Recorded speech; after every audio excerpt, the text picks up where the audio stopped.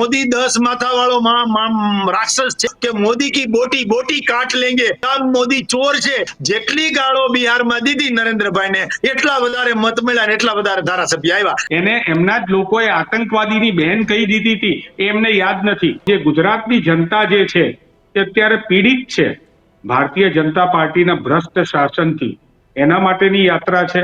કોંગ્રેસે પેલા તો એનું ઘર સરખું કરવું પડે। જનનો ક્યાંય આક્રોશ છે નહીં ભાઈ। ત્યાંથી દારૂના પૈસા જે દિલ્હીની અંદર કમાયેલા હતા એ પૈસા ગુજરાતની અંદર આવતા હતા। આખું નેટવર્ક ગઈ ચૂંટણીમાં પકડાયેલું છે। આ તો ભાઈ મામા માસીના છોકરા છે ભાઈ, ચોરના ભાઈ ઘંટી ચોર, કારણ કે બધા સાથે રહેલા છે કે મોદીની હત્યા માટે મોદી તૈયાર રહી। આવું ના બોલે કે અમે ખેડૂતોને બધું આપીએ છીએ। અરે ભાઈ શું તમે આપો છો?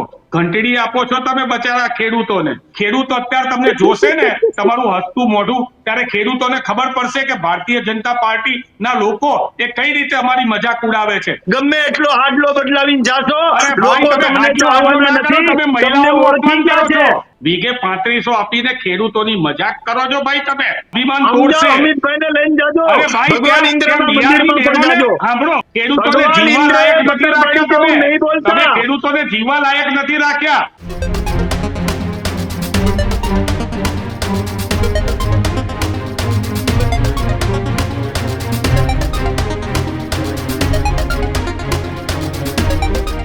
નમસ્કાર, વિશેષ રજૂઆત ગર્જનાત સાથે હું કિશન કાટેલિયા આપનું હાર્દિક સ્વાગત કરું છું અને હું છું દીક્ષિત ઠકરાર। આજના ગર્જનાતમાં વાત કરીશું કોંગ્રેસની જન આક્રોશ યાત્રાની।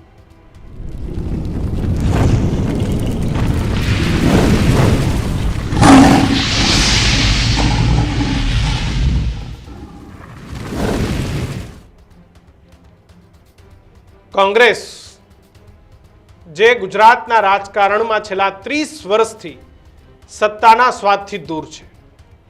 કોંગ્રેસના અનેક ચૂંટણીઓમાં એવું લાગે કે અમારી સરકાર બનશે, પણ 2017માં સત્તાથી થોડી દૂર રહેલી કોંગ્રેસ એ જ્યારે 22ની ચૂંટણીઓ આવી તો ન તો જિલ્લા પંચાયતોમાં રહી, ન નગરપાલિકાઓમાં રહી, ન મહાનગરપાલિકાઓમાં રહી, અને ક્યારેય કરતા ક્યારેય ન આવેલી સીટો માત્ર 17 સીટ ઉપર કોંગ્રેસ સમેટાઈ ગઈ। ઠીક છે, ત્યારબાદ લોકસભા આવી અને લોકસભામાં કોંગ્રેસને 1 સીટથી જીવનદાન મળ્યું, પણ આજે પણ કોંગ્રેસની સ્થિતિ એ ખરાબ છે। છેલ્લે જે નગરપાલિકાઓની ચૂંટણીઓ આવી એ નગરપાલિકાઓની ચૂંટણીઓમાં પણ કોંગ્રેસને ક્યાંય જોઈએ એવો મેળ પડ્યો નહીં। બિહારના પરિણામોએ પણ એક વખત ફરી તમામ વિપક્ષોને દેશભરમાં વિચારતા કરી દીધા છે। જો કે આ તમામની વચ્ચે નવનિયુક્ત પ્રદેશ પ્રમુખ અમિત ચાવડાએ 60 દિવસનો એક્શન પ્લાન કર્યો છે અને આ એક્શન પ્લાનમાં ગુજરાતના 5 ઝોનમાં કોંગ્રેસે યાત્રા કાઢવા માંગે છે। કોંગ્રેસ માટે અત્યાર સુધી ભારતીય જનતા પાર્ટી એના માટે મુખ્ય વિપક્ષ હતો, પરંતુ હવે કોંગ્રેસને એક તીરે 2 લોકોનું ધ્યાન રાખવાનું છે, એટલે કે હવે આમ આદમી પાર્ટી એ ક્યાંક કોંગ્રેસનું સ્થાન ન લઈ લે ગુજરાતમાં, એના માટે પણ કોંગ્રેસે વિચારવાનું છે। અને દીક્ષિત, આ પરિસ્થિતિમાં કોંગ્રેસ ફરી એક વખત લોકોની વચ્ચે જવા માંગે છે, એટલે દર વખતે એક જ સમાચાર ચલાવવો પડે કે કોંગ્રેસના સુપડા સાફ થયા। હવે કોંગ્રેસ એક એવી હેડલાઇન બનાવવા માંગે છે કે મુખ્ય વિપક્ષ તો આપ નહીં પણ કોંગ્રેસ જ છે ને, એ માટે જોકે એક કોંગ્રેસના વખાણે કરવા પડે કે આવેલી તક ઝડપી તો તક કયો, અને કોંગ્રેસે ભજન મંડળી તો ખોલી નથી, રાજનીતિ કરવા આવી છે, રાજનીતિ પણ વરસાદ પડતાની સાથે જ ખેડૂતને નુકસાન જતાની સાથે જ સૌરાષ્ટ્રમાં એક સાથે યાત્રાનો દોર થયો। સોમનાથથી દ્વારકા સુધીની યાત્રા થઈ। પરેશ ધાનાણી, પ્રતાપ દુધાર, લલિત વસોયા, કગથરા, અનેક નેતાઓ ખેડૂતની વચ્ચે પહોંચ્યા અને ખેડૂતોને પણ થયું કે ભાઈ અમારી સાથે કોંગ્રેસ ઊભી છે। પણ હવે એ નાનકડી સફળતા મળતા જ હવે અમિત ચાવડાએ 60 દિવસનો એક્શન પ્લાન રજૂ કરી દીધો છે અને 21 તારીખ ઢીમાથી એક યાત્રા થવાની છે। આ મુદ્દે જ આજે આપણે ચર્ચા કરવી છે। આપણી સાથે કોંગ્રેસમાંથી હેમાંગ રાવલ છે તે જોડાયા છે ચર્ચા કરવા માટે। હેમાંગભાઈ, સ્વાગત છે આપનું। સાથે જ ભારતીય જનતા પાર્ટીમાંથી શૈલેષ પરમાર જોડાયા છે। શૈલેષભાઈ, આપનું પણ સ્વાગત છે। હેમાંગભાઈ પાસે આપણે જઈએ પહેલા શૈલેષભાઈ। હેમાંગભાઈ, શું કહેશો? 21 દિવસનો એક્શન પ્લાન, પણ હેડલાઇન્સ હજી મેં કીધું એવી જ આવશે, સુપડા સાફની કે કોઈ ફાયદો રહેશે? અને કોની સામે લડાઈ, ભારતીય જનતા પાર્ટી કે આમ આદમી? જો સૌપ્રથમ તો જે પ્રમાણે ગુજરાતની અંદર જે પરિસ્થિતિ છે, તમે કીધું બિલકુલ સાચી વાત છે કે અમારી જોડે જે ધારાસભ્યો છે એ છેલ્લા ચૂંટણીમાં બેશક અમારી જોડે 17 ધારાસભ્ય ચૂંટાયા હતા. સત્ય હોય તો સત્યનો હંમેશા સ્વીકાર કરવો પડે, પરંતુ અમારી પાસે સમગ્ર ગુજરાતની અંદર સમગ્ર ગુજરાતનું નેટવર્ક છે. સમગ્ર ગુજરાતમાં જિલ્લાનું નેટવર્ક છે, જિલ્લા પ્રમુખોનું નેટવર્ક છે, તાલુકા પ્રમુખોનું નેટવર્ક છે, નગરપાલિકા પ્રમુખનું નેટવર્ક છે. એના હાથ નીચે જે કંઈ પણ બૂથ હોય કે વોર્ડ હોય ત્યાં સુધીનું અમારી જોડે નેટવર્ક છે, અમારા કાર્યકર્તાઓ છે. અને આ બધા કાર્યકર્તાઓએ ભેગા મળીને જ્યારે રાહુલ ગાંધી ગુજરાતમાં આવતા હોય અને આખી એક સૃજનનો એક આખો કાર્યક્રમ બનાવતા હોય, એની સામે અમે પણ સમગ્ર ગુજરાતની અંદર જઈને યાત્રાઓનો દોર ચાલુ કરેલો છે. જેમ ખેડૂતોના પ્રશ્ને અમે સૌરાષ્ટ્રની અંદર ટ્રેક્ટર રેલી કાઢી અને ટ્રેક્ટર રેલીની જે સફળતા મળી, તમે વિચાર કરશો નહીં, એવી રીતે ખેડૂતોનું અભૂતપૂર્વ જન સમર્થન મળ્યું. લગભગ એ 11 દિવસની અંદર અમે 1000 કિલોમીટરથી વધારે અમારી યાત્રા ચાલી. ટ્રેક્ટરોની અંદર યાત્રા નીકળી, ટ્રેક્ટરની સાથે સાથે અમારા નેતાઓ બધા ત્યાં રહ્યા. અમે સોમનાથથી યાત્રા ખેડૂતોની શરૂ કરી, સોમનાથ દાદાના દર્શન કરીને, અને એ યાત્રા છેલ્લે દ્વારકામાં સંપન્ન કરી. ખાસ વાત એ છે કે ખેડૂતોના પડતર પ્રશ્નો છે એની આ યાત્રા હતી અને ખેડૂતોએ અભૂતપૂર્વ જન સમર્થન આપ્યું. હવે અમે જે જન આક્રોશ યાત્રા કરી રહ્યા છીએ, આ જન આક્રોશ યાત્રા જે છે એનું તમે આ લોગો, અત્યારે તમે મારો ફેસ નહીં બતાવો તો ચાલશે, પણ આ લોગો જુઓ તમે, જન આક્રોશ યાત્રા, અને એમાં લખેલું છે પરિવર્તનનો સંકલ્પ. એટલે પરિવર્તનનો સંકલ્પ માટેની યાત્રા છે. આ યાત્રા ગુજરાતના જે લોકો, જે ગુજરાતની જનતા જે છે તે અત્યારે પીડિત છે ભારતીય જનતા પાર્ટીના ભ્રષ્ટ શાસનથી, એના માટેની યાત્રા છે. અમે આ યાત્રાને આખી પ્લાનિંગ. હેમાંગભાઈ, કોંગ્રેસ પોતે આમ આદમી પાર્ટીથી પીડિત હોય એવું લાગે. હેમાંગભાઈ, મારો સવાલ સમજાણો, તમને સંભળાણો કે કોંગ્રેસ અત્યારે આમ આદમી પાર્ટીથી પીડિત હોય એવું લાગે. બિહારમાં, આખા બિહારની અંદર આમ આદમી પાર્ટીને 700 વોટ મળ્યા, બધા ઉમેદવાર ઉભા રાખ્યા હતા. આમ આદમી પાર્ટી જોડે આ તો ખાલી કેટલાક યુટ્યુબરોએ આમ આદમી પાર્ટીને અને કેટલાક કહેવાતા રાજકીય વિશ્લેષકોએ, કે જેમને આમ આદમી પાર્ટી કોઈ પડીકું આપતી હોય એવા વિશ્લેષકોએ એક સોશિયલ મીડિયામાં હવા ઊભી કરેલી છે. તમે ધરાતલ ઉપર આમ આદમી પાર્ટીને જોશો તો આમ આદમી પાર્ટીનું કોઈ વર્ચસ્વ નથી. હજી તમને કહું, આવનારી સ્થાનિક સ્વરાજની ચૂંટણીઓમાં આમ આદમી પાર્ટી પાસે ઉમેદવાર પણ નહીં મળે. અને ભૂતકાળમાં પણ સ્થાનિક સ્વરાજની ચૂંટણીઓ થઈ, એની અંદર આમ આદમી પાર્ટીને જે વોટ મળ્યા છે એના કરતા તો નોટાને વધારે વોટ મળ્યા છે. 2-3% વોટ મળતા હોય છે આમ આદમી પાર્ટીને. કદાચ એકાદ પોકેટ્સ હોય, એ પોકેટ્સ, ધારો કે ગોપાલભાઈ ઇટાલિયા જે જગ્યાએ જીત્યા એ પોકેટ્સની વાત કરીએ તો આજે ફરીથી ચૂંટણી થાય તો ગોપાલભાઈ ઇટાલિયાની ત્યાં હાર થાય એટલો લોકોને એના પ્રત્યે નારાજગી છે. કારણ કે વકીલનો ડ્રેસ પહેરીને જ્યારે પોતાના ધારાસભ્ય માટે કોર્ટમાં જવા માટે દોડી ગયા, જ્યારે બોટાદની અંદર ખેડૂતોને પોલીસે પકડી લીધા, ત્યારે વકીલનો ડ્રેસ ક્યાં હતો? લોકો ઓળખે છે. આ રાજુભાઈ કરપડા અને બધા ભાગ્યા હતા મેદાનમાંથી, એના વિડીયો પણ જાહેરમાં બધી જગ્યાએ જોવા મળેલા છે.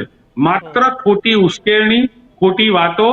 આમ આદમી પાર્ટી પાસે નથી કાર્યકર્તા, માત્ર સોશિયલ મીડિયા ઉપર કેટલાક, ફરીથી એકવાર કહું છું, કેટલાક રાજકીય વિશ્લેષકો છે એમને પડીકું પહોંચાડે છે.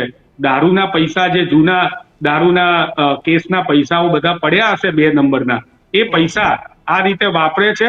પરંતુ એ હવે આમ આદમી પાર્ટી જે છે, હેમાંગભાઈ, અડધી વાત ના કરો, કરવી હોય તો આખી વાત કરો. કોણ કોને પૈસા પહોંચાડે છે? અરે ભાઈ, અમદાવાદ ગુજરાતની અંદર આમ આદમી પાર્ટીને આખું નેટવર્ક પકડાયેલું હતું પૈસાનું. ત્યાંથી દારૂના પૈસા જે દિલ્હીની અંદર કમાયેલા હતા એ પૈસા ગુજરાતની અંદર આવતા હતા. આખું નેટવર્ક ગઈ ચૂંટણીમાં પકડાયેલું છે. જગ જાહેર છે, તમારા જેવા મીડિયાના માધ્યમથી બહાર નીકળેલું છે. અત્યારે કઈ પૈસા આવે છે? અરે ભાઈ, આ પૈસા ના આપતા હોય તો આ બધા ક્યાંથી આરતી ઉતારતા હોય આમ આદમી પાર્ટીની? જ્યાં કાંઈ ના હોય ત્યાં. અને તમને પણ કહું ભાઈ, તમારા જેવા નિષ્પક્ષ મીડિયા બહુ ઓછા છે, પરંતુ જે આજકાલના દંડા લઈને નીકળી ચૂકેલા કેટલાક યુટ્યુબરો જે છે એમને રીતસરનું આમ આદમી પાર્ટી ફંડિંગ કરે છે, એમનું ગ્રુપ ચલાવે છે, અને ગ્રુપની અંદર રોજે રોજ કઈ રીતે વિડીયો મૂકવા, શું કરવું, એની આખી જ એમને ત્યાં કહેવામાં આવે છે. આ મને આમ આદમીના લોકો જ આવીને કહી જાય છે, અમારે ત્યાં જોડાય છે. અને તમને કહું, આમ આદમીના અસલ કાર્યકર્તાઓ જે છે એ તો આમ આદમી પાસે કાર્યકર્તા વધ્યા જ નથી. અમારે ત્યાં કોંગ્રેસમાં જોડાવાની લાઈનો લાગેલી છે.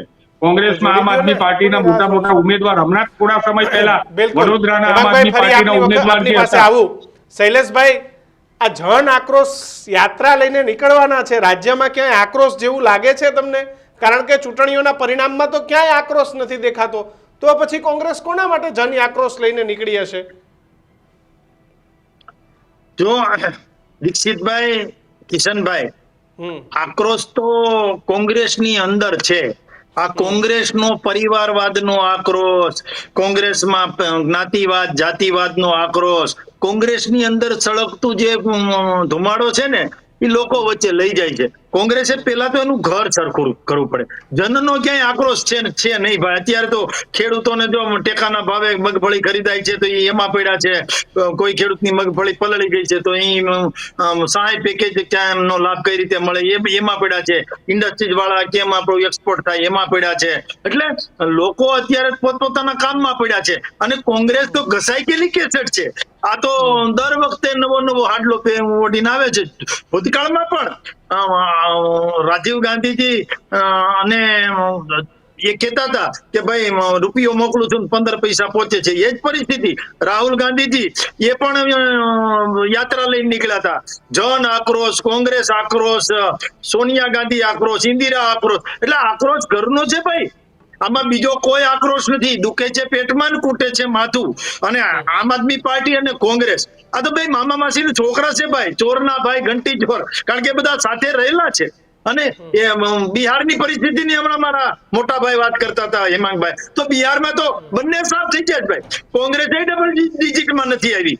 તો આમ આદમી પાર્ટી તો સાવ એક બબે ચાર મત મેળા છે. એટલે હાસીપાત થયું છે. અને મારા મોટા ભાઈએ કીધું કે જન આક્રોશ રેલી પોસ્ટર જોઈ લ્યો તો પોસ્ટરમાં લખ્યું છે પરિવર્તનનો શંખનાદ. પરિવર્તનનો શંખનાદ. તમે જે કીધું એ શબ્દ નથી, પણ હવે આમાં શું છે, સંકલ્પ નથી એમાં તમારી બોલવા મિસ્ટેક થઈ. એ શંખનાદ છે. હા, શંખનાદ છે. એમાં હું એને ચોખવટ કરતો ને એ ભૂલી ગયા મારા મોટા ભાઈ છે. એનું આપણે સુધારવું પડે. અને એમાં કઈ વાંધો નથી. હું લખ્યું એ બતાવ્યું હતું ને હેમંતભાઈ? એમ નહીં, એને બતાવ્યું એટલે મને વાંચવાનું હોય ને. પણ મારા મોટા ભાઈને કેવું છે, હેમાંગભાઈ સારા માણસ છે, પણ કોંગ્રેસ પૂરી થઈ ગયેલી છે. શૈલેષભાઈ, મને આ નથી સમજાતું. તમે દરેક કોંગ્રેસના ગેસ્ટને એમ જ કહો છો કે સારા માણસ છે, ઈ સારા માણસ. લલિત કગથરાવે તો કે સારા માણસ છે, હેમાંગભાઈ સારા માણસ છે, લાલભાઈ સારા માણસ છે. અમારે સ્પષ્ટ વાત છે. કોઈ વ્યક્તિ સાથે વાંધો જ નથી. કારણ કે કાલ સવારે હેમાંગભાઈ પાછા ભાજપમાં આવી જાય. એટલે અમારે કોઈ વ્યક્તિ સાથે વાંધો જ નથી. અમારે એના પક્ષની વિચારધારા સાથે વાંધો છે. જે જૂનો ચાલ્યો આવે છે ભાઈ, એની પક્ષની વિચારધારા જે પ્રકારની છે. અને હવે તો MMS જેવું બધું કઈ થઈ જાય, એમને મુસ્લિમ લીગ જેવી પાર્ટી થઈ જવાની જેવા એવા સમાચાર સોશિયલ મીડિયામાં નીકળે છે. મારે એમાં નથી પડવું. પણ જન આક્રોશ રેલી છે એ જનતામાં ક્યાંય આક્રોશ નથી. આક્રોશ કોંગ્રેસનો છે. પણ બોલવામાં ધ્યાન રાખજો.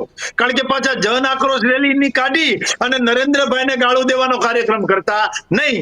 જેટલી ગાળો બિહારમાં દીધી નરેન્દ્રભાઈને એટલા વધારે મત મળ્યા, એટલા વધારે ધારાસભ્ય આવ્યા. એટલે આ જરાક ધ્યાન રાખજો. મલ્લિકાર્જુન ખડગે કદાચ આવી જાય તો એને કહેજો મોદી 10 માથા વાળો રાક્ષસ છે એવું ન બોલે. ઇમરાન મસૂદ જો આવી જાય તો એને કહેજો કે મોદી કી બોટી કાટ લેંગે એવું ન બોલે. જો રાહુલ ગાંધીજી આવી જાય તો એને કહેજો કે બધા મોદી ચોર છે એવું એને ગુજરાતમાં ન બોલે. અને પાછા જયરામ રમેશ જો કદાચ આવી જાય તો એને કહેજો કે મોદી હિટલરની મોત મરશે એવું ન બોલે. અને રાજા પટેરિયા જો કદાચ આવી જાય તો એને કહેજો કે મોદીની હત્યા માટે મોદી તૈયાર રહી. આવું ના બોલે. એટલે હું તો સલાહ આપું છું, પ્રમોદ તિવારી છે એને કહેજો કે મોદીને મુસોલિન સાથે ન સરખાવે. અને સોનિયા ગાંધી કદાચ આવી જાય તો એને કહેજો મોત કા સોદાગર શબ્દ ન બોલે ભાઈ. મહેનત કરીને આવ્યા છો. નહીતર અહીંયા એને તકલીફ પડશે. આ બધું લોકો યાદ રાખે છે. હેમાંગભાઈ, બહુ જબરજસ્ત સ્ટડી સાથે કોણ હું બોલ્યું હતું એ તમને યાદ નહીં હોય હેમાંગભાઈ, પણ શૈલેષભાઈને તમારા કયા પક્ષનો કયો નેતા હું બોલ્યો, જયરામ રમેશે હું કીધું, રાહુલ ગાંધીએ હું કીધું, સોનિયા ગાંધીએ હું કીધું, મલ્લિકાર્જુન ખડગે શું કીધું, બધી ખબર છે, યાદ છે પાછું. જુઓ ભાઈ, જુઓ એમને તો યાદ ખાલી કોંગ્રેસે બોલ્યા હોય એનું છે. એમને એ યાદ નથી કે મોદી સાહેબ બોલ્યા હતા કે આટલી મોટી 10 કરોડની ગર્લફ્રેન્ડ, એવી વાત યાદ નથી. મહિલાઓ વિશેની વાત કરી હતી મોદી સાહેબે, એની વાત એમને યાદ નથી. એમના ઉત્તરાખંડના મુખ્યમંત્રી જે છે એ એવું બોલ્યા હતા કે મહિલાઓ ફાટેલી જીન્સ પહેરે છે એટલે એમની જે છે એ કેરેક્ટર બરોબર નથી, એવું બોલ્યા હતા, એ યાદ નથી. એમને આપણી સોફિયા કુરેશી જે છે એને એમના જ લોકોએ આતંકવાદીની બહેન કહી દીધી હતી, એ એમને યાદ નથી. અમને ભારતીય જનતા પાર્ટી આ વખતે ગમે તેટલી વાતો કરે, અમે અમારા ફોકસ ઉપર રહેવાના છીએ અને ફોકસ છે જન આક્રોશ યાત્રા, પરિવર્તનનો શંખનાદ. અને આ જે પરિવર્તનનો શંખનાદ જે છે એ ફૂંકાઈ ચૂક્યો છે. સૌરાષ્ટ્રની અંદર અમારી યાત્રામાં લાખો ખેડૂતોએ અમને સમર્થન આપ્યું છે. હવે અમારી યાત્રા જે છે એ ઢીંબાથી નીકળીને આખું જે 12-13 દિવસ છે બહુચરાજી સુધી ગામે ગામ ફરશે. અને અમારી યાત્રાના 2 મુખ્ય ઉદ્દેશ્ય છે. પહેલો ઉદ્દેશ્ય છે ખેડૂતોને જે છે એ એમની દેવા માફી કરવાની, અને બીજું શૈલેષભાઈ બોલ્યા કે અમે ખેડૂતોને બધું આપીએ છીએ. અરે ભાઈ, શું તમે આપો છો? ઘંટડી આપો છો તમે બચારા ખેડૂતોને. તમે 3500 રૂપિયા વીઘે આપ્યું, એ પોતે ખેડૂત છે, એમને ખબર છે વીઘામાં 3500માં પેલા વેઠિયા હોય ના આવે કાઢવા માટે, ઉખાડવા માટે, જે અત્યારે કચરો પડેલો છે. વીઘે 3500 આપીને ખેડૂતોની મજાક કરો છો ભાઈ તમે. એટલે કોંગ્રેસની જન આક્રોશ યાત્રા છે એ ભાઈ ભૂખ અને ભ્રષ્ટાચાર જે છે ભારતીય જનતા પાર્ટીનો, એના આક્રોશ જે જનતાનો છે એ આક્રોશને વાચા આપવા માટે છે. અને સ્વાભાવિક છે કે આ વખતે જનતાએ પરિવર્તનનું નક્કી કરી દીધેલું છે. ભાઈ, એક પથ્થર હોય ને, એક પથ્થર, એ પથ્થર ઉપર હથોડી મારતા હોઈએ ને, એ હથોડી જે છે ને એ ફોર્સ એપ્લાય થઈ ગયું હોય, પછી પથ્થરને ભલે એવું લાગે કે આ હથોડી વાળો બદલાય છે અને હથોડી વાગતી છે ને પથ્થર તૂટતો નથી, પણ ફોર્સ એપ્લાય થઈ ગયું છે. અને હવે આ છેલ્લો પથ્થર તોડવાનો સમય જે છે એ અમારા પ્રમુખ અમિતભાઈ ચાવડાના નેતૃત્વની અંદર, એક ઓબીસીના આગેવાનની નેતૃત્વની અંદર આ યાત્રા જે છે એ પરિવર્તન કરવા માટે તૈયાર છે. આ યાત્રાની તૈયારીઓ જોજો તમે. આ યાત્રામાં જનમેદની તમે જે ઉમટેલી છે એ તમે જોજો. ભૂતકાળની અમારી યાત્રાઓની અંદર, અત્યારે ગુજરાતની અંદર જે ખેડૂત યાત્રા નીકળી એની અંદર અમારું જન સમર્થન છે એ તમે જુઓ. અને અમે એરિયા સ્પેસિફિક, મહેસાણામાં હોય તો મહેસાણાના પ્રશ્નો છે એનો જનમંચ કરીશું, પાલનપુરમાં હોય કે અમે ડીસામાં હોઈએ તો ઉત્તર ગુજરાતના પ્રશ્નોની વાત છે. કોમન પ્રશ્ન જે છે બેરોજગારીનો પ્રશ્ન છે, મહિલાઓનો પ્રશ્ન છે, ખેડૂતોનો પ્રશ્ન છે, જે પ્રશ્ન છે. આ ભાઈ તો કે અહીંયા ગુજરાતમાં ખેડૂતો બહુ મજા કરે છે, બહુ મજા કરે છે. અલા ભાઈ, ખેડૂતો આત્મહત્યા કરે છે, પાણો બાંધીને કૂદી પડે છે. શરમ આવી જોઈએ તમને. પાણો બાંધીને અંદર ખેતરની અંદર કૂદી પડે છે. ભાઈ, વચ્ચે ના બોલતા. શૈલેષભાઈ, ખેડૂતોની વાત છે, ખેડૂતોનું અપમાન ના કરતા, મહેરબાની કરીને અત્યારે વચ્ચે ના બોલતા. હું ભગવાન ઇન્દ્રનું પણ અપમાન નહીં કરું. ખેડૂતો આત્મહત્યા કરે છે ભાઈ, શરમ આવી જોઈએ તમને. ભારતીય જનતા પાર્ટીના શાસનની અંદર તમે ખેડૂતોને ન્યાય નથી અપાવી શક્યા એટલે આત્મહત્યા કરે છે ભાઈ. વચ્ચે બોલવાનું હોય તો છેક સુધી ચાલુ રહેશે. આ આપણી ડિબેટની કોરમ નથી ને ડિબેટનું ડેકોરમ પણ નથી ભાઈ. અને તમે હસો નહીં. આ તમારા મોઢા ઉપર જે તમે હસો છો ને એ ખેડૂતોની વ્યથા છે ને. ખેડૂતો અત્યારે તમને જોશે ને તમારું હસતું મોઢું, ત્યારે ખેડૂતોને ખબર પડશે કે ભારતીય જનતા પાર્ટી ના લોકો એ કઈ રીતે અમારી મજાક ઉડાવે છે. એક બાજુ ખેડૂતો આત્મહત્યા કરે છે, એક બાજુ ખેડૂતોની વાવણી તૂટી ગઈ છે, એક બાજુ ખેડૂતોને તમે કોઈ ઓનલાઈન ફોર્મ નથી ભરાઈ શકતા. 3500 રૂપિયા જેવી મામૂલી રકમ જે છે એ ખેડૂતોને આપવાની વાત કરી હતી, એના પણ ફોર્મ નથી ભરાઈ શકતા. કોંગ્રેસે ખેડૂતોને વાયદો આપેલો છે કે જેટલું જેનું વાવેતર એટલું એનું વળતર એ કોંગ્રેસ અપાવીને જમશે. ખેડૂતોના દેવા માફ કરવાની વાત છે. કોંગ્રેસનું બહુ માફ કરશે. બહુ ખેતોમાં ઈ તૂટી જશે ભાઈ. બહુ નહીં ખેંચતા તમે, ગમે તેટલું કોંગ્રેસનું ખેંચશો તો તૂટી જશે. તમારી વાત પછી કરજો ભાઈ, પછી કરજો તમારી વાત. પહેલી વાત સાંભળો, તમને બીક લાગી ગઈ છે. આ જન આક્રોશ યાત્રાથી તમને બીક લાગી ગઈ છે ભાઈ. ભગવાન ઇન્દ્રએ પત્ર ફાડી છે એવું અમિતભાઈ ચાવડા ના બોલે એવું જોજો જરા. અમિતભાઈ ચાવડાને કહેજો કે ભગવાન ઇન્દ્રએ પત્ર ફાડી છે એવું ના બોલે. એ જરા કહેજો ઇન્દ્ર ભગવાન વિશે વાત કરી છે એટલે મને NDRF ને SDRF ની જે વાત છે એના પ્રમાણે સહાય આપીએ છે અને ઐતિહાસિક 10,000 કરોડનું સહાય પેકેજ આપ્યું છે. એનાથી ખેડૂતો ખુશ છે. કોંગ્રેસ દવાઈ જેની કેસેટ છે ગમે એટલો હાડલો બદલાવીને જાશો લોકો તમને ચાવવાના નથી. તમને ઓળખી ગયા છે. હવે ક્યાં તમારો ગજ વાગવાનો નથી. તમારી કેસેટ ચાલવાની નથી. કોંગ્રેસ છે એ લંગડી ઘોડાની સવારી છે.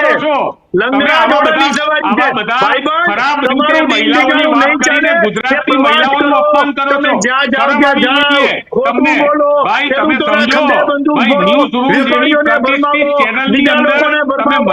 દલિત શોષિત પીડિત વંચિત અને કોઈ પણ લોકોને ભરમાવશો તો પણ કાંઈ ફેર નથી પડવાનો. કારણ કે હવે કોંગ્રેસની કાળી મામ થઈ ગયા છે.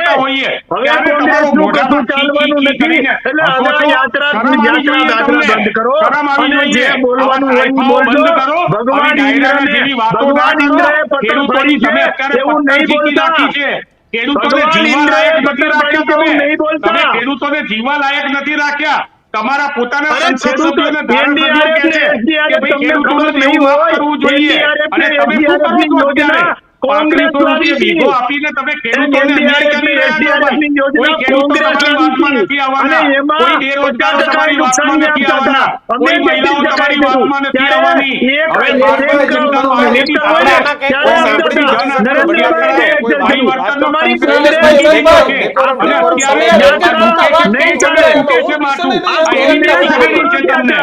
જનતાને કોઈ આક્રોશ નથી. આક્રોશ છે તો કોંગ્રેસની સામે આક્રોશ છે. ભાઈ અહીંયા બાજુમાં બીજીઓને બતાવે છે. જુઓ તમે જનતા બેઠેલી છે. અમિતભાઈ ચાવડા અત્યારે ભાષણ આપે છે. જનતા બેસેલી છે. તમે જુઓ જનતાનો આક્રોશ. એ જનતાનો આક્રોશ તો તમે અમરેલીમાં બહાર નીકળો ને એટલે ખબર પડે. કોઈ ખેડૂતોના ઘેર જાઓ ને એટલે ખબર પડે. અહીંયા એસી રૂમમાં બેસીને સ્ટુડિયોમાં બેસીને જનતાનો આક્રોશ ખબર ના પડે. જનતાના આક્રોશ માટે જનતા જોડે જવું પડે. અમે જઈએ છીએ જનતા જોડે. અમને ખબર છે કે આક્રોશ શું છે અને એ આક્રોશ છે ને તમને ડુબાડવાનો છે. રાજા રાવણનું પણ અભિમાન નહોતું રહ્યું અને તમારું પણ અભિમાન તોડવાની છે અને ગુજરાતની જનતા તોડશે. એનો આક્રોશ છે. જાજો અમિતભાઈ લઈને જાજો. ગુજરાતની જનતા તમારું અભિમાન તોડશે. અમિતભાઈને લઈને જાજો. અરે ભાઈ ભગવાન ઇન્દ્રના મંદિરમાં પણ જાજો. સાંભળો બિહારની બહેનોને 10,000 રૂપિયા આપ્યા.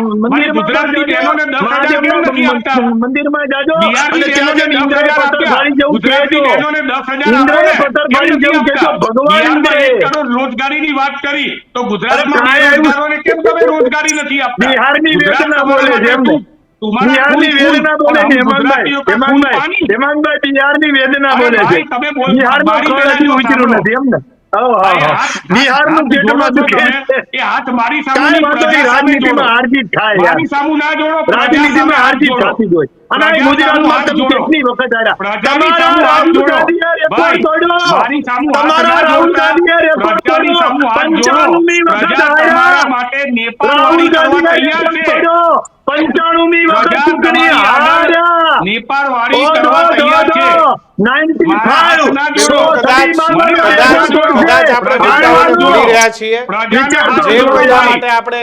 95 કે ભાઈ ગુજરાતમાં આક્રોશ છે કે નહીં. તમે રાહુલ ગાંધી અને ક્યાં ને ક્યાં પહોંચી ગયા. મુદ્દો ગુજરાતનો છે. શૈલેષભાઈ તમે ટૂંકમાં જણાવો. હેમાંગભાઈ પછી તમારી પાસે આવીશ. વારાફરતી બોલો. આમાં ખેડૂતો સાંભળે. હેમાંગભાઈ તમારી જન આક્રોશ યાત્રાનો મેસેજ આપણે લોકો સુધી તમે પહોંચાડો.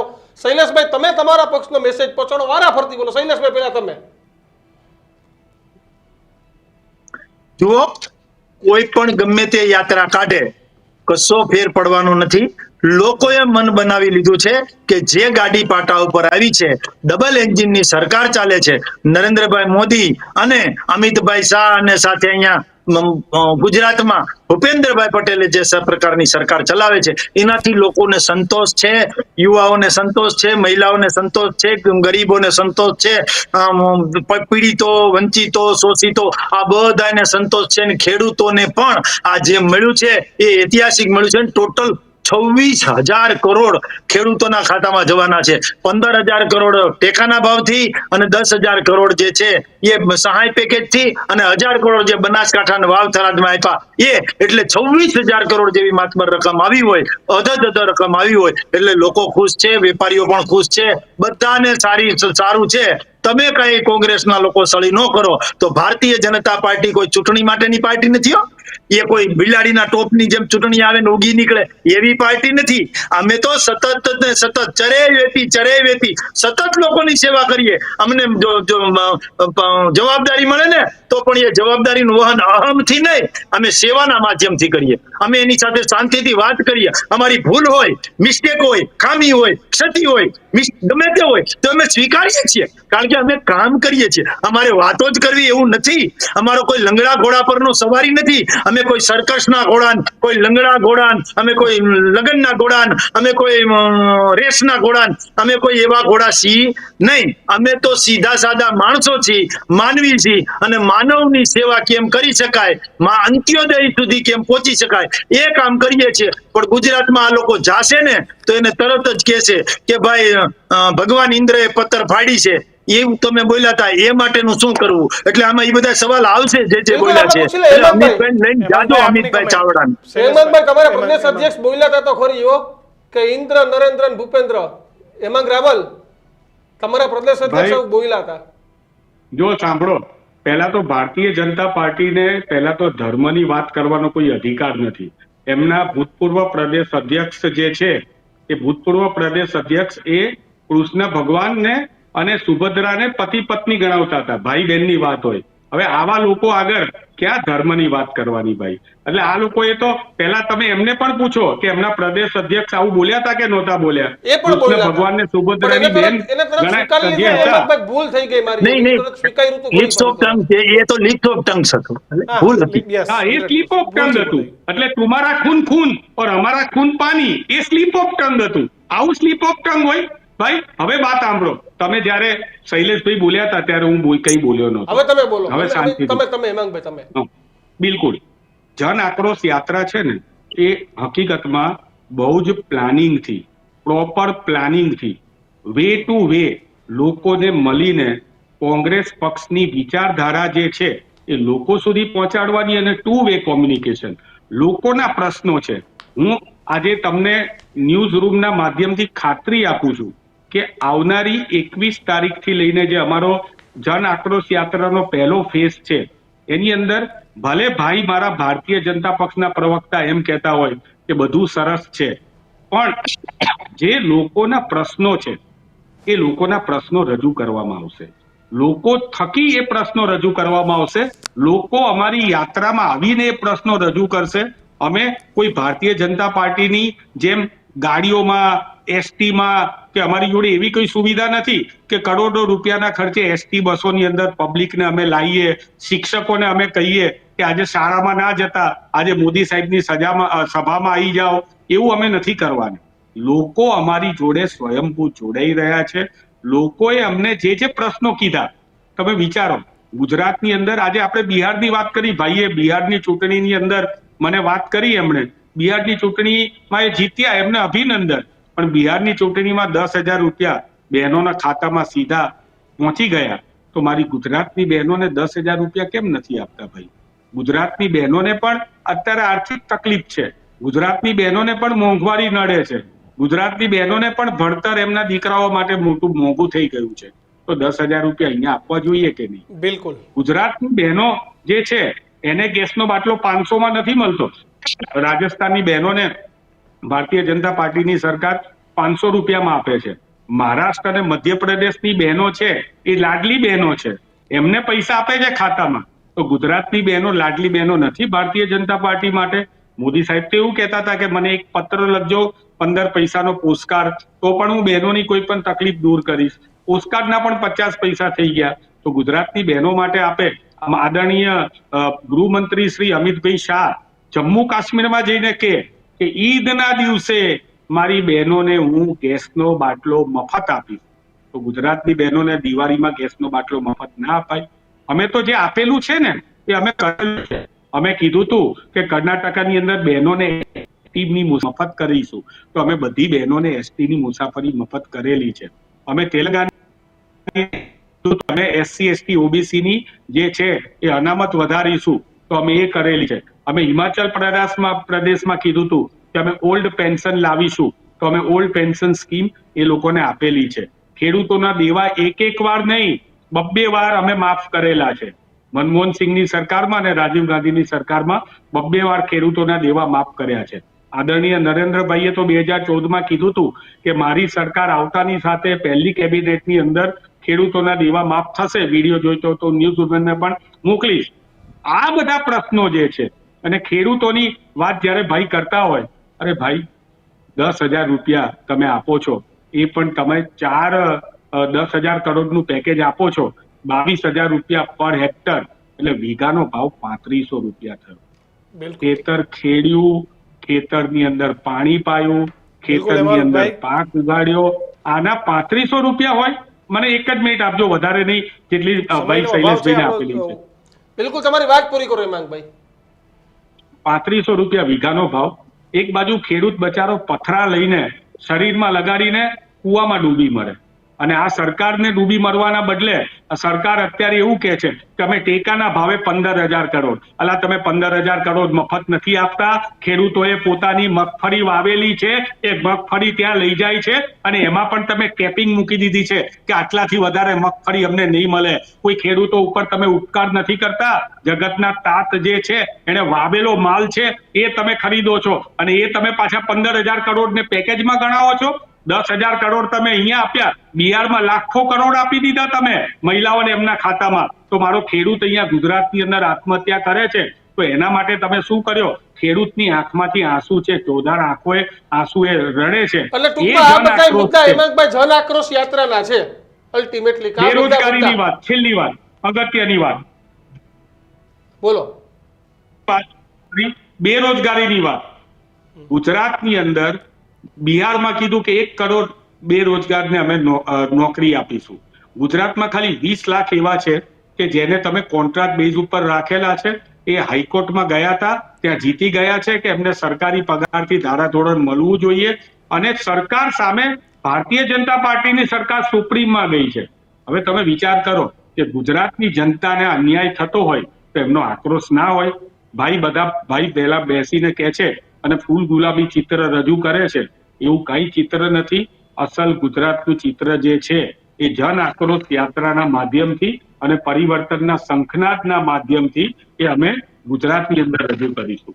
બિલકુલ હેમાંગભાઈ, તમે રજૂ કરો અને શૈલેષભાઈની વાત કરે. તમારા બેયનો આભાર.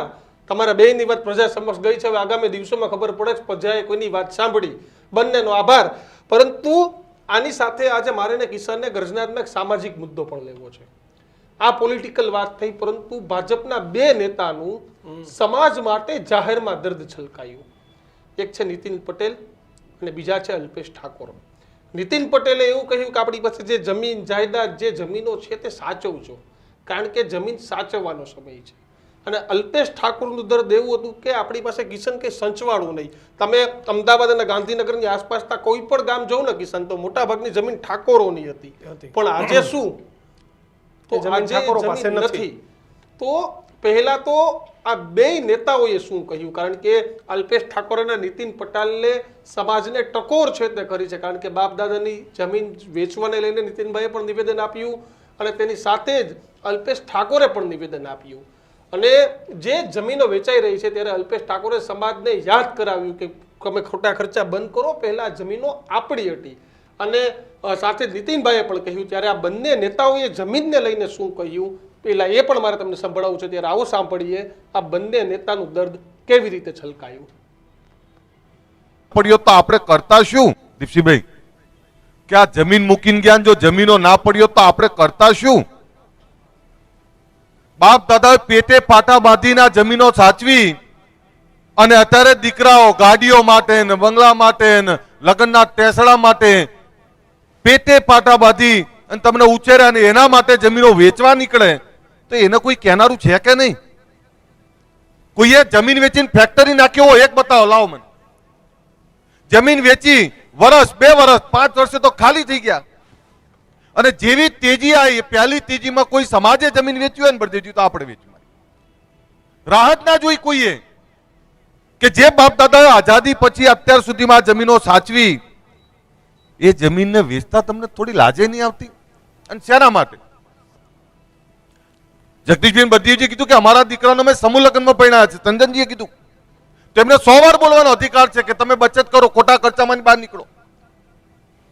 હું મારી એ વાત કરું કે મારા દીકરાને એ ધાનેરાની દીકરી છે પણ મારા હું ના પાર કરતો હતો. મમ્મી પપ્પાએ અને બધાએ નક્કી કર્યું કે ભાઈ આપણે કોઈ બીજા ખર્ચા નહીં કરવા.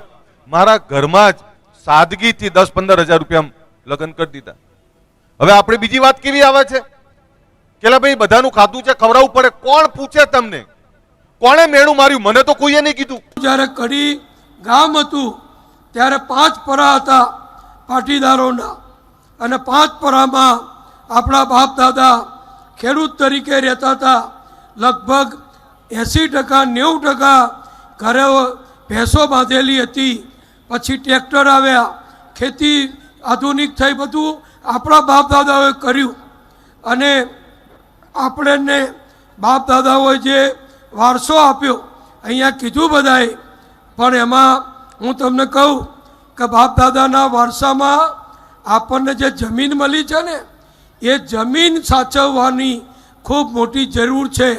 આપણે જો આજે સુખી કહેવાતા હોઈએ, લાખોપતિ કહેવાતા હોઈએ, તો ફક્ત ને ફક્ત આપણી મહેનતથી નહીં, આપણી બુદ્ધિથી નહીં, આપણા બાપ દાદાઓએ આપણને વારસામાં કડીથી માંડીને ગામડા સુધી અને આખા ગુજરાતમાં જે જમીનો આપી છે એ જમીનોની ભાજપ સરકારના કારણે, સાંભળી લેજો શબ્દ, કોઈને ખુશ કરવા નથી કહેતો, ભારતીય જનતા પક્ષની સરકારો બની ગામડે ગામડે ખેડૂતોની સલામતી વધી.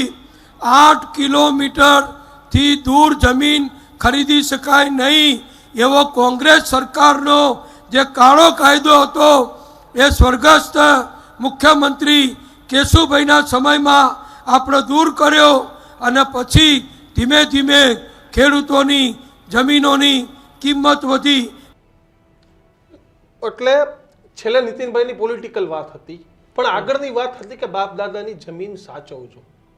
બીજું અલ્પેશ ઠાકોરની પણ એ જ પ્રકારની ટકોર કે આપણે આપણી જમીનો ન સાચવી શક્યા, ખોટા ખર્ચામાં વયા ગયા, દેખાદેખીમાં જતા રહ્યા. એ પ્રકારે કીધું કે મેં મારા દીકરાઓ, એટલે કે અલ્પેશ ઠાકોરના દીકરા ઉત્સવના લગ્ન કર્યા ત્યારે એકદમ સાદાઈથી લગ્ન કર્યા હતા કે 5-15 હજારનો ખર્ચો પણ એને વધારે કીધો હશે, પણ ફક્ત પરિવારજનોને સાથે રાખીને જો અવડા મોટા નેતા પણ લગ્ન કરી દેતા હોય તો આપણે ક્યાં દેખાદેખીના યુગમાં જીવીએ છીએ.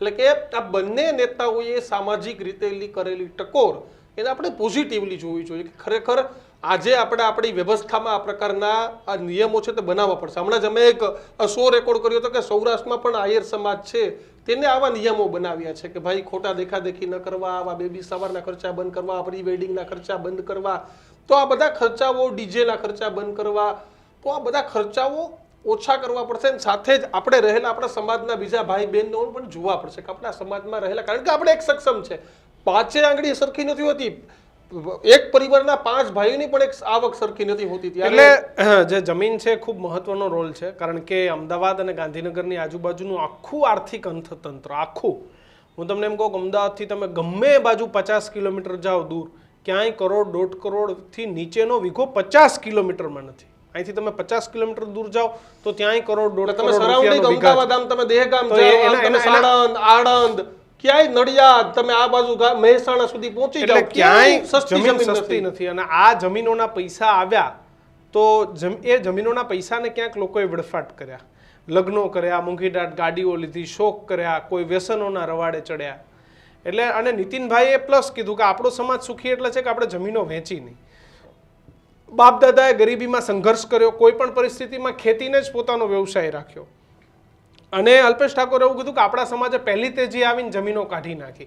આજે જેમની પાસે જમીનો છે, કરોડો રૂપિયાની જમીન છે, એમને જ્યારે વેચવું હોય ત્યારે વેચી શકે, અથવા તો એ જમીન ઉપર ભાડે આપીને અન્ય પ્રકારના ઉપાર્જન કરીને પણ પૈસા કમાઈ શકે.